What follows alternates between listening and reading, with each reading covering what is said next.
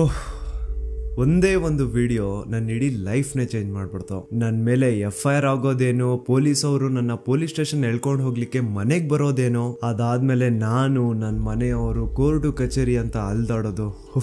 ಯಾವಾಗಿದೆಲ್ಲ ಮುಗಿಯುತ್ತಪ್ಪ, ಇದು ಮುಗ್ದಿದ ತಕ್ಷಣ ಯೂಟ್ಯೂಬ್ ಎಲ್ಲ ಬಿಟ್ಬಿಟ್ಟು ಒಂದಷ್ಟು ದಿನ ನೆಮ್ಮದಿಯಿಂದ ಎಲ್ಲಾದ್ರೂ ಹೋಗ್ಬಿಟ್ಟು ಪ್ರಶಾಂತವಾಗಿರೋಣ ಅನ್ಕೊಂಡಿದ್ದೆ. ಆದ್ರೆ ನನ್ ಮನ್ಸಲ್ಲಿ ಕೆಲವೊಂದು ಪ್ರಶ್ನೆಗಳಿದಾವೆ. ಸೌಜನ್ಯಳಿಗೆ ನ್ಯಾಯ ಕೇಳ್ತಾ ಜಸ್ಟ್ ನಾನೊಂದು ವಿಡಿಯೋ ಮಾಡಿದ್ದಕ್ಕೆ ನನ್ ಮೇಲೆ ಇಷ್ಟೊಂದೆಲ್ಲ ಆಗಿದೆ ಅಂತಂದ್ರೆ, ಜಸ್ಟ್ ಇಮ್ಯಾಜಿನ್ ಸೌಜನ್ಯ ಕೇಸಲ್ಲಿ ಯಾರೆಲ್ಲ ಸಾಕ್ಷಿ ಆಗ್ಬೋದಿತ್ತೋ ಅವ್ರ ಜೊತೆ ಏನೇನಾಗಿರಲ್ಲ. ನಾನ್ ಎಷ್ಟು ಅನ್ಕೊಳ್ತಿದ್ದೀನಿ, ಸಾಕಿನ್ನ 1-2 ತಿಂಗಳು ಏನು ವಿಡಿಯೋ ಮಾಡೋದ್ ಬೇಡ, ಸೈಲೆಂಟ್ ಆಗಿ ಇದ್ಬಿಡುವ ಅಂತ. ಆದ್ರೆ ನನ್ನ ಕೈಲಿಂದ ಆಗ್ತಿಲ್ಲ. ಯಾವುದೋ ಒಂದು ಸರ್ವಶಕ್ತಿ ನನ್ನ ಮನ್ಸೊಳಗಡೆ ಈ ಪ್ರಶ್ನೆನ ಹಾಕಿ ಇದ್ರ ಬಗ್ಗೆ ಮಾತಾಡುವಂತಿದೆ. ಮೊದ್ಲೇ ಹೇಳ್ಬಿಡ್ತೀನಿ, ಈ ವಿಡಿಯೋ ಯಾವುದೇ ಜಾತಿ, ಧರ್ಮ, ದೇವಸ್ಥಾನಕ್ಕೆ ಸಂಬಂಧಪಟ್ಟಿಲ್ಲ. ಈ ವಿಡಿಯೋದಲ್ಲಿ ನಾನು ಕೇವಲ ಸೌಜನ್ಯ ಕೇಸ್ ಬಗ್ಗೆ ಮಾತಾಡ್ತಿದ್ದೇನೆ. ಸೌಜನ್ಯ ಕೇಸಲ್ಲಿ ಯಾವುದೆಲ್ಲ ಯಾರೆಲ್ಲ ಸಾಕ್ಷಿ ಆಗ್ಬೋದಿತ್ತೋ ಅದೆಲ್ಲ ಹೇಗ್ ನಾಶ ಆಯ್ತು ಅನ್ನೋದನ್ನ ತಿಳಿಸ್ಕೊಡ್ತೇನೆ.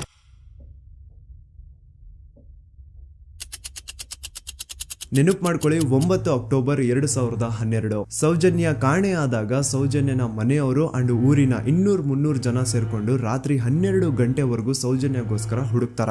ಆದ್ರೆ ಸೌಜನ್ಯ ಸಿಗಲ್ಲ. ಮಿಡ್ ನೈಟ್ ಆಗಿರುತ್ತೆ ಅಂಡ್ ತುಂಬಾ ಜೋರ್ ಮಳೆ ಬರ್ತಾ ಇರುತ್ತೆ. ಇನ್ನು ಹುಡುಕೋದ್ ಬೇಡ, ಬೆಳಿಗ್ಗೆ ಎದ್ದು ಮತ್ತೆ ಎಲ್ರು ಹುಡುಕುವ ಅಂತ ಎಲ್ರು ತಮ್ಮ ಮನೆಗೆ ವಾಪಸ್ ಹೋಗ್ತಾರ. ದೆನ್ ನೆಕ್ಸ್ಟ್ ದಿನ ಅಂದ್ರೆ 10 ಅಕ್ಟೋಬರ್ 2012 ಸೌಜನ್ಯನ ಬಾಡಿ ಸಿಗುತ್ತೆ ಅಂಡ್ ಅವಳ ಬಾಡಿ ಪಕ್ಕದಲ್ಲಿ ಅವಳ ಕಾಲೇಜ್ ಬ್ಯಾಗ್ ಅಂಡ್ ಅವಳ ಬುಕ್ಸ್ ಎಲ್ಲ ಬಿದ್ದಿರ್ತಾವೆ. ಸೊ ಹಿಂದಿನ ದಿನ ಆ ಒಂದು ಜಾಗದಲ್ಲಿ ಅಷ್ಟು ಜೋರು ಮಳೆ ಬಂದಿದ್ರು ಸೌಜನ್ಯನ ಬ್ಯಾಗ್ ಅಂಡ್ ಅವಳ ಬುಕ್ಸ್ ಒಂದು ಚೂರುನ ನೆಂದಿರಲ್ಲ. ದಾಖಲೆ ಇದೆ ಸ್ವಾಮಿ, ದಾಖಲೆ ಇಲ್ದೆ ಈ ದೂತ ಸಮೀರ್ MD ಏನು ಮಾತಾಡಲ್ಲ. There was rain and the clothes of the victim were not stained with mud and the bag was not wet, even the books were not wet. ಹಿಂದಿನ ದಿನ ಅಷ್ಟು ಜೋರು ಮಳೆ ಬಂದಿದ್ರು ಸೌಜನ್ಯನ ಬುಕ್ಸ್ ಅಂಡ್ ಬ್ಯಾಗ್ ನೆಂದಿಲ್ಲ. ಹೇಗೆ? ಇದರ ಅರ್ಥ ಸೌಜನ್ಯನ ಆ ಒಂದು ಜಾಗದಲ್ಲಿ ಆಗೇ ಇಲ್ಲ, ಬೇರೆ ಯಾವುದೋ ಜಾಗದಲ್ಲಿ ಅವಳು ಆಯ್ತು, ನಂತರ ಅವಳ ಬಾಡಿನ ಅಲ್ಲಿ ತಂದು ಡಂಪ್ ಮಾಡಿರೋದು. ಸೊ ಈಗ ಯಾವೊಂದು ಜಾಗದಲ್ಲಿ ಸೌಜನ್ಯನ ಆಯ್ತು, ಆಕ್ಚುಲ್ ಆ ಒಂದು ಜಾಗನ ಹುಡುಕಾಡೋದ್ ಬಿಟ್ಟು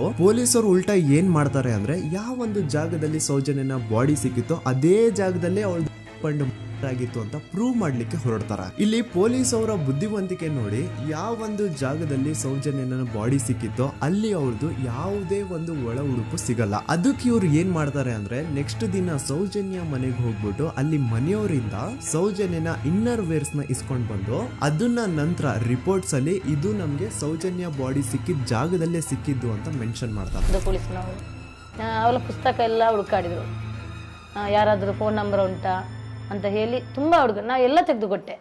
ನನ್ನ ಮಗಳ ವಿಷಯ ನನಗೆ ಎಲ್ಲ ಗೊತ್ತು ಸರ್, ನೋಡಿ ಪುಸ್ತಕ ಅಂತ ನೋಡಿದೆ. ಅವಾಗ ನನ್ನ ತಂಗಿಯ ಒಂದು ನಂಬ್ರ ಇತ್ತು, ಆ ನಂಬ್ರನ್ನು ತಗೊಂಡೋಗಿದ್ದಾರೆ.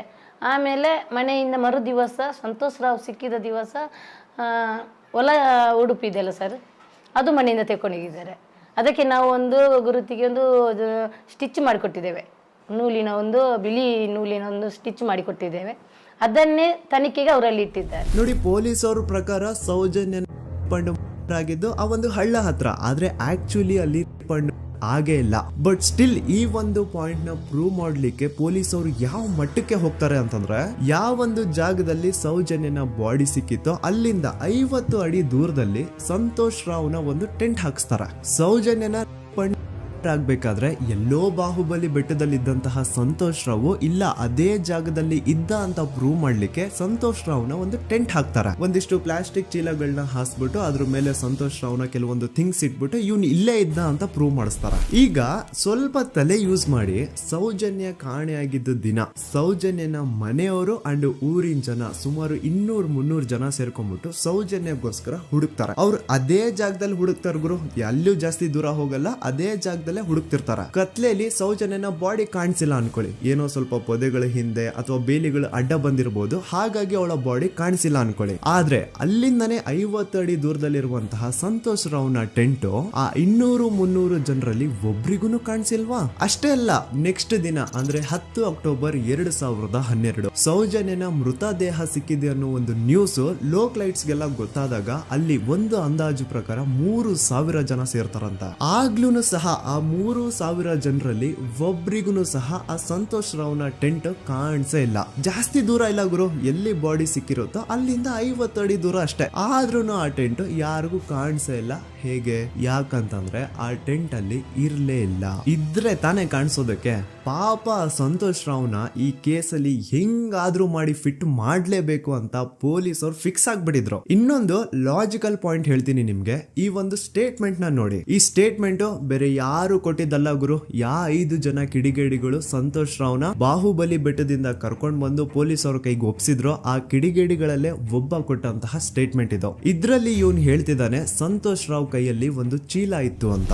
ಈಗ ಸಂತೋಷ್ ರಾವ್ನ ಅರೆಸ್ಟ್ ಮಾಡಾದ್ಮೇಲೆ ಅವನ ಕೈಯಲ್ಲಿ ಇದ್ದಂತಹ ಚೀಲ ಕೂಡ ಪೊಲೀಸ್ ಅವರು ತಮ್ಮ ಕಸ್ಟಡಿಗೆ ತಗೊಂಡಿರ್ತಾರ ತಾನೆ. ಹಾಗಿದ್ರೆ ಸಂತೋಷ್ ರಾವ್ನ ಚೀಲ ಅಂಡ್ ಅದ್ರಲ್ಲಿ ಇದ್ದಂತಹ ಅವನ ವಸ್ತುಗಳು ಪೊಲೀಸ್ ಕಸ್ಟಡಿಲೇ ಇರ್ಬೇಕೆ ಹೊರತು ಅದ್ಯಾವುದೋ ಕಾಡಲ್ಲಿ ಆ ಟೆಂಟ್ ಒಳಗಡೆ ಅಲ್ಲ. ಅಂಡ್ ಇನ್ನೊಂದು ಮೇನ್ ಇಂಪಾರ್ಟೆಂಟ್ ಆಗಿ ಸಂತೋಷ್ ರಾವ್ನ ಪೊಲೀಸ್ ಅವರು ಕಸ್ಟಡಿಗೆ ತಗೊಂಡಿದ್ದು 11 ಅಕ್ಟೋಬರ್ 2012. ಆದ್ರೆ ಅಫಿಷಿಯಲ್ ಆಗಿ ಪೇಪರ್ಸ್ ಮೇಲೆ ತೋರಿಸಿರೋದು 13 ಅಕ್ಟೋಬರ್ 2012. ಹಾಗಿದ್ರೆ ಆ 2 ದಿನ ಸಂತೋಷ್ ರಾವ್ನ ಪೊಲೀಸ್ ಸ್ಟೇಷನ್ ಅಲ್ಲಿ ಇಟ್ಕೊಂಡು ಪೊಲೀಸ್ ಅವರು ಏನ್ ಮಾಡ್ತಿದ್ರು? ಇದು ಇಲ್ಲಿಗಲ್ ಡಿಟೆನ್ಷನ್ ತಾನೆ. ಈಗಷ್ಟೇ ನಾನು ಡಾಕ್ಟರ್ ಆದಮ್ ಅವ್ರು ಕೊಟ್ಟಂತಹ ಪೋಸ್ಟ್ ಮಾರ್ಟಮ್ ರಿಪೋರ್ಟ್ ನೋಡಿದೆ. ಅಂಡ್ ಇದ್ರಲ್ಲಿ ಏನಿದೆ ಗೊತ್ತಾ?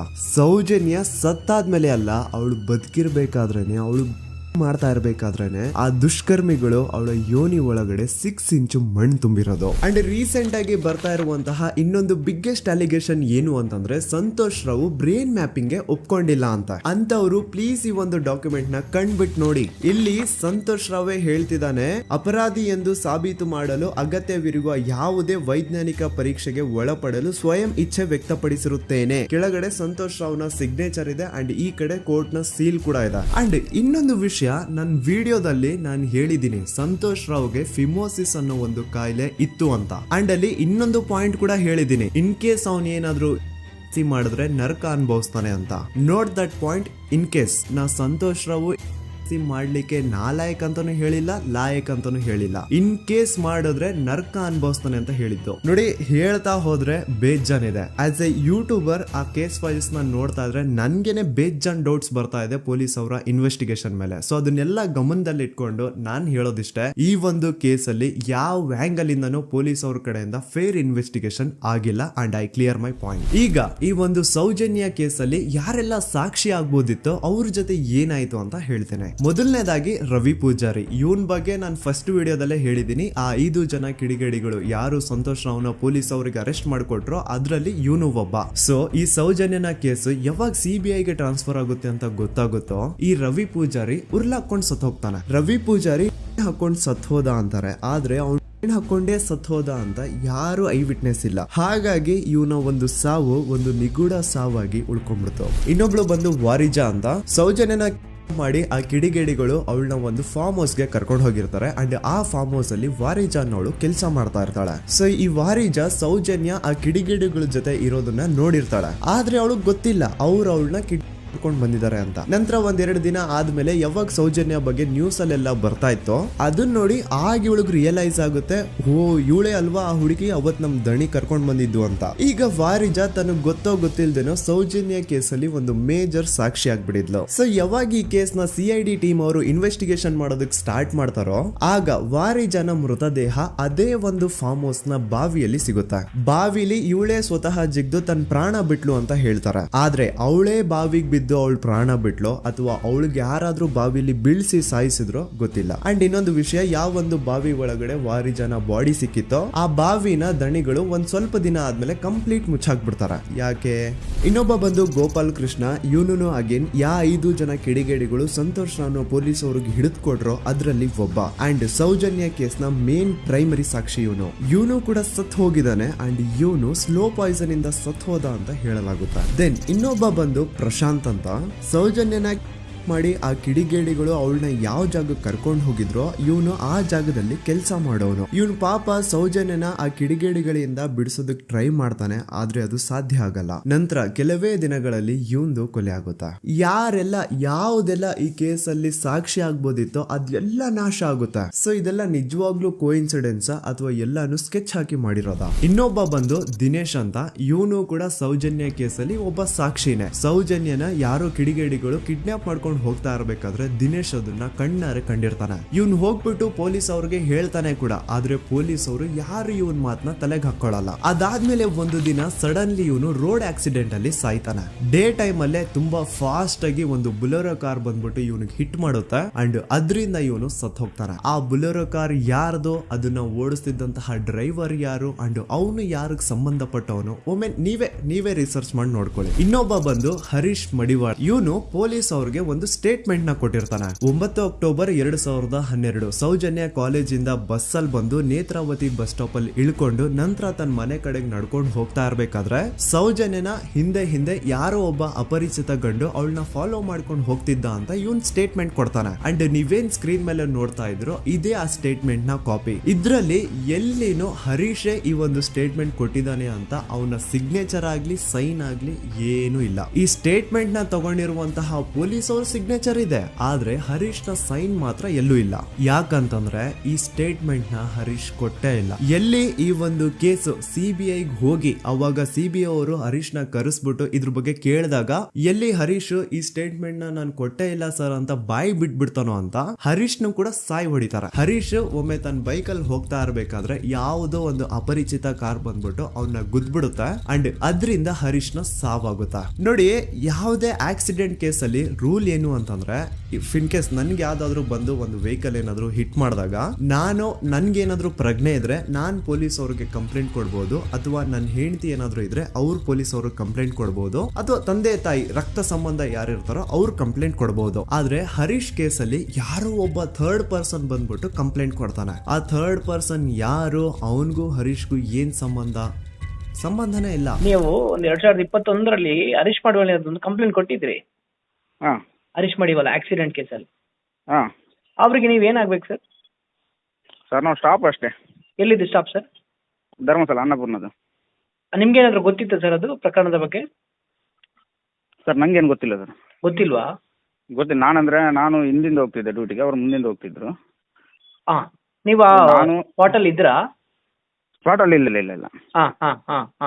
ಯಾಕಂದ್ರೆ ನಂಗೆ ಗೊತ್ತಾದ ಛತ್ರಕ್ಕೆ ಹೋದ್ಮೇಲೆ. ಛತ್ರಕ್ಕೆ ಹೋದಾದ್ಮೇಲೆ ಮತ್ತೆ ಕಂಪ್ಲೇಂಟ್ ಕೊಟ್ರಿ ನೀವು?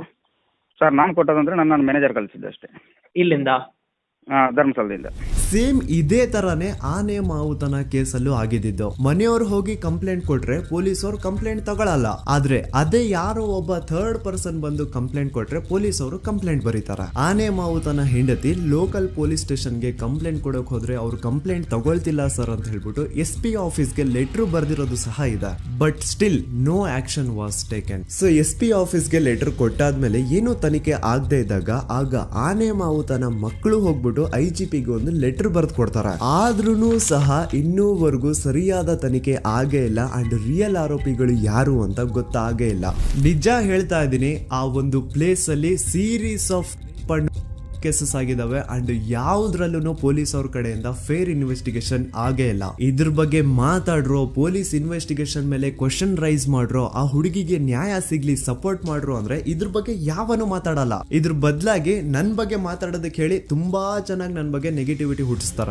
ಜಾತಿ ಧರ್ಮ ತರೋದು, ಇವ್ನ್ ಯಾವ್ದಾವ್ದು ಆಪ್ಸ್ ನ ಪ್ರಮೋಟ್ ಮಾಡ್ತಿದ್ದ, ಇವನ್ ಮಾತು ಯಾಕೆ ನಂಬ್ತೀರಾ ಅಂತ ನನ್ ಬಗ್ಗೆನೇ ನೆಗೆಟಿವಿಟಿ ಹುಟ್ಟಿಸೋದು. ಇವನು ಆ ಆ್ಯಪ್ ಪ್ರಮೋಟ್ ಮಾಡ್ತಿದ್ದ, ಇವನು ಈ ಆ್ಯಪ್ ಪ್ರಮೋಟ್ ಮಾಡ್ತಿದ್ದ, ಇವನ್ ಮಾತುಗಳನ್ನ ಯಾಕೆ ನಂಬ್ತೀರಾ, ಇವನು ಮುಸ್ಲಿಂ ಇದಾನೆ, ಇವನು ಮುಲ್ಲಾ ಇದಾನೆ, ಅದು ಇದು ಅಂತ ಮಾತಾಡೋದು. ಹೌದು ಗುರು, ನಾನ್ ಪ್ರಮೋಷನ್ಸ್ ನ ಮಾಡಿದೀನಿ. ನಾನು ಆ ಆ್ಯಪ್ದು ಮಾಡಿದೀನಿ, ಈ ಆ್ಯಪ್ದು ಮಾಡಿದೀನಿ, ಎಲ್ಲಾ ತರ ಆ್ಯಪ್ದು ನಾನು ಪ್ರಮೋಷನ್ಸ್ ಮಾಡಿದೀನಿ. ಈಗ ಹಿಂದೆ ನಾನು ಮಾಡಿರುವಂತಹ ಪ್ರಮೋಷನ್ಸ್ಗೂ ಈ ಕೇಸ್ಗೂ ಏನ್ ಸಂಬಂಧ? ಅನ್ನೆಸೆಸರಿ ಆಗಿ ಮ್ಯಾಟರ್ ನ ಡೈವರ್ಟ್ ಮಾಡ್ಲಿಕ್ಕೆ ಟ್ರೈ ಮಾಡಬೇಡಿ. ಇನ್ಮೇಲೆ ನಾನೇನಾದ್ರೂ ಆ ತರ ಅಪ್ಲಿಕೇಶನ್ಸ್ ನ ಪ್ರಮೋಷನ್ ಮಾಡಿದ್ರೆ ಆಗ ಬಂದು ನೀವು ನನ್ನನ್ನ ಪ್ರಶ್ನೆ ಮಾಡೋದ್ರಲ್ಲಿ ಅರ್ಥ ಇದೆ. ಹಿಂದೆ ಮಾಡಿರೋದನ್ನ ಇಟ್ಕೊಂಡು ಮಾತಾಡಿ ವಿಡಿಯೋ ಮಾಡೋದಲ್ಲ ಕಂಟೆಂಟ್ ಅಂದ್ರೆ. ಅಂಡ್ ಇನ್ನೊಂದು ವಿಷಯ, ನಾನು ದೂತ ಸಮೀರ್ MD ಯೂಟ್ಯೂಬ್ ಚಾನಲ್ ನ ಸ್ಟಾರ್ಟ್ ಮಾಡಿ ಕೇವಲ ಆಗಿರೋದು 8 ತಿಂಗಳಷ್ಟೇ. ಅಂಡ್ ಈ 8 ತಿಂಗಳಲ್ಲಿ ನಾನು ಹಾಕಿರೋದು ಕೇವಲ 12 ವಿಡಿಯೋಸ್. ಅದರಲ್ಲಿ 1-2 ಆಲ್ರೆಡಿ ಟೇಕ್ ಡೌನ್ ಆಗಿದಾವೆ. ಸೊ ಅಷ್ಟು ಬೇಗ ಅದ್ ಹೆಂಗ್ ನೀವು ಜಡ್ಜ್ ಮಾಡ್ಬಿಟ್ರಿ ನಾನು ಆಂಟಿ ಹಿಂದೂ ಅಂತ? ನಿಮಗ್ ನಿಜವಾಗ್ಲೂ ನಾನು ಆಂಟಿ ಹಿಂದೂ ಅನ್ಸಿದ್ರೆ ನಂದು ಇನ್ನೊಂದು ಚಾನಲ್ ಇದೆ ಸಮೀರ್ MD ಅಂತ.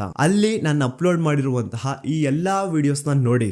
ಜಾಸ್ತಿ ಜಸ್ಟಿಫೈ ಮಾಡ್ಲಿಕ್ಕೆ ಹೋಗಲ್ಲ ಗುರು, ನನ್ನ ಹಳೆ ಸಬ್ಸ್ಕ್ರೈಬರ್ಸ್ಗೆ ಗೊತ್ತು ನನ್ನ ಕ್ಯಾರೆಕ್ಟರ್ ಏನು ಅಂತ. ಅಂಡ್ ಇನ್ನು ಇವನ್ ವಿಡಿಯೋ 18 ಮಿಲಿಯನ್ ಪ್ಲಸ್ ವ್ಯೂಸ್ ನ ಪಡ್ಕೊಂಡಿದೆ. ಇವನ್ಗೆ ಇಷ್ಟ ಲಕ್ಷ ದುಡ್ಡು ಬಂದಿರುತ್ತೆ, ಅಷ್ಟ್ ಲಕ್ಷ ದುಡ್ಡು ಬಂದಿರುತ್ತೆ ಅನ್ನೋರ್ಗೆ ಈ ಒಂದು ಇಮೇಲ್ ನ ಒಮ್ಮೆ ನೋಡಿ. ನನ್ ವಿಡಿಯೋ ವೈರಲ್ ಆಗ್ತಿದ್ದಂಗೆ ಆ ವಿಡಿಯೋ ಡಿಮಾನಿಟೈಸ್ ಆಗೋಯ್ತು. ಇಲ್ಲಿ ಅತ್ಯಾಚಾರಿ ಬೆಂಬಲಿಗರ ಥಿಂಕಿಂಗ್ ನೋಡಿ. ಆ ವಿಡಿಯೋ ಇಂದ ನನ್ಗೆ ಎಷ್ಟು ರೆವೆನ್ಯೂ ಬಂತು ಅನ್ನೋದನ್ನ ಥಿಂಕ್ ಮಾಡ್ತಿದಾರೆ. ಆ ವಿಡಿಯೋ ಇಂದ ನಾನು ಎಷ್ಟು ಸಫರ್ ಆಗಿರ್ಬೋದು ಅನ್ನೋದನ್ನ ಥಿಂಕ್ ಮಾಡಿದ್ರ ನೋಡಿ. ನಾನೊಂದು ವಿಡಿಯೋ ಮಾಡಿದ್ದಕ್ಕೆ ಜನ ಜಾಗೃತರಾದ್ರು. ನನ್ಗೆ ನನ್ ಬಗ್ಗೆ ನಿಮ್ ಬಗ್ಗೆ ತುಂಬಾ ಹೆಮ್ಮೆ ಇದೆ. ನೀವೆಲ್ಲ ಜಾತಿ ಧರ್ಮ ಅನ್ನೋದು ಮುಖ್ಯ ಅಲ್ಲ, ನ್ಯಾಯ ಮುಖ್ಯ ಅಂತ ಬೆಂಬಲಿಸಿದ್ರೆ. ಸೌಜನ್ಯನ ತಾಯಿ ಅಂಡ್ ಕುಟುಂಬದವರು 13 ವರ್ಷದಿಂದ ಧೈರ್ಯವಾಗಿ ನ್ಯಾಯಕ್ಕಾಗಿ ಬೇಡ್ತಾವ್ರೆ. 13 ವರ್ಷದಿಂದ ಮಹೇಶ್ ಶೆಟ್ಟಿ ಸರ್ ಒಂದು ಹೆಣ್ಣು ಮಗುವಿನ ನ್ಯಾಯಕ್ಕೆ ಎಲ್ಲಾ ತರದ ಅವಮಾನ ಸಹಿಸಿಕೊಂಡು ಬೆಟ್ಟದಂತೆ ನಿಂತು ಎಲ್ಲೂ ಕಾಂಪ್ರಮೈಸ್ ಆಗದೆ ಹೋರಾಟ ಮಾಡ್ತಾವ್ರೆ. ಈಗ ಈ ನಿಮ್ಮ ದೂತ ಸಮೀರ್ MD ಇಂದ ಕರ್ನಾಟಕಾದ್ಯಂತ ಅನೇಕ ಕನ್ನಡ ಪರ ಸಂಘಟನೆಗಳು, ಎಲ್ಲಾ ವಿಚಾರ, ಎಲ್ಲಾ ಪಂಥದ ಪ್ರಗತಿಪರ ವೇದಿಕೆಗಳು ಸೌಜನ್ಯ ನ್ಯಾಯಕ್ಕಾಗಿ ಒಂದಾಗಿವೆ. ಅಂಡ್ ಈ ಹೋರಾಟ ಕೇವಲ ಸೌಜನ್ಯಳಿಗೆ ಮಾತ್ರ ಸೀಮಿತ ಆಗಿಲ್ಲ. ನಮ್ ದೇಶದಲ್ಲಿ ದಿನಕ್ಕೆ ಆನ್ ಅನ್ ಆವರೇಜ್ 86 ಪ್ರಕರಣಗಳು ದಾಖಲೆ ಆಗ್ತವೆ. ಇದು ದಾಖಲೆ ಆಗಿರುವಂತಹ ಪ್ರಕರಣಗಳ ಸಂಖ್ಯೆ. ಅದ್ ಎಷ್ಟೋ ಕೇಸಸ್ ಪೊಲೀಸ್ ವರ್ಗ್ ಬರೋದೇ ಇಲ್ಲ. ಸೊ ಇದಕ್ಕೆಲ್ಲ ಒಂದು ಫುಲ್ ಸ್ಟಾಪ್ ಅನ್ನೋದು ಇಡಬೇಕು. ಈಗಿನ ಕಾಲದಲ್ಲಿ ಹುಡುಗಿರು ಸಮಾಜದಲ್ಲಿ ಬಿಡಿ, ಸೋಷಿಯಲ್ ಮೀಡಿಯಾದಲ್ಲಿನೂ ಸಹ ಸೇಫ್ ಇಲ್ಲ. ಹುಡುಗಿ ತನಗಿಷ್ಟ ಆಗಿರುವಂತಹ ತುಂಬಾ ನೀಟ್ ಅಂಡ್ ಕ್ಲೀನ್ ಇರುವಂತಹ ಒಂದು ಫೋಟೋನ ಸೋಷಿಯಲ್ ಮೀಡಿಯಾದಲ್ಲಿ ಶೇರ್ ಮಾಡಿದ್ರೆ ಸಾಕು, ಕಮೆಂಟ್ ಸೆಕ್ಷನ್ ಅಲ್ಲಿ ಅದೆಷ್ಟೋ ಜನ ಜೊಲ್ ಸುರಿಸ್ಕೊಂಡು ಅವಳನ್ನ ಮಾಡ್ತಿರ್ತಾರೆ. ಸೊ ಇದಕ್ಕೆಲ್ಲ ನಮ್ ಸರ್ಕಾರ ಒಂದು ಫುಲ್ ಸ್ಟಾಪ್ ಅನ್ನೋದು ಇಡ್ಲೇಬೇಕು. ಇದ್ರ ಬಗ್ಗೆ ನಿಮ್ ಒಪಿನಿಯನ್ ಏನು ಅಂತ ಕಮೆಂಟ್ ಸೆಕ್ಷನ್ ಅಲ್ಲಿ ತಿಳಿಸಿ. So as A content creator ನನ್ಗೆ ಸೌಜನ್ಯ ಕೇಸ್ ಬಗ್ಗೆ ಒಂದು ವಿಡಿಯೋ ಮಾಡ್ಬೇಕಿತ್ತು, ಮಾಡ್ದೆ. ಅದರಿಂದ ಸೌಜನ್ಯ ಪರ ಹೋರಾಟ ಏನ್ ನಡೀತಾ ಇತ್ತೋ ಅದಕ್ಕೊಂದು ಕಿಚ್ಚು ಸಿಕ್ಕಿದೆ. ಇನ್ ಮುಂದೆ ಅದನ್ನ ಹಾಗೆ ಕಂಟಿನ್ಯೂ ಮಾಡ್ಕೊಂಡು ಹೋಗೋದು ನಿಮ್ಗಳ ಜವಾಬ್ದಾರಿ. ಸೊ ಇಷ್ಟು ಹೇಳ್ತಾ ನಾನು ನಿಮ್ಮ ದೂತ ಸಮೀರ್ MD ಮತ್ತೆ ಸಿಗ್ತೀನಿ ನೆಕ್ಸ್ಟ್ ವಿಡಿಯೋದಲ್ಲಿ.